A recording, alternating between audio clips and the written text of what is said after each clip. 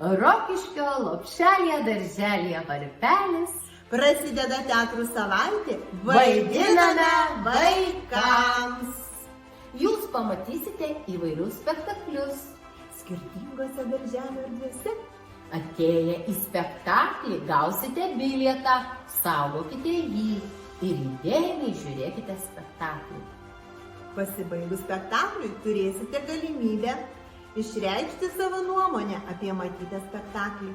Jei spektaklis buvo linksmas, įdomus, dėkite savo bilietą į dėžutę su šia kauke. O jei spektaklis nežinote dar, ar jums jis patiko, dėkite bilietą į dėžutę su šia kauke. Lauksime visų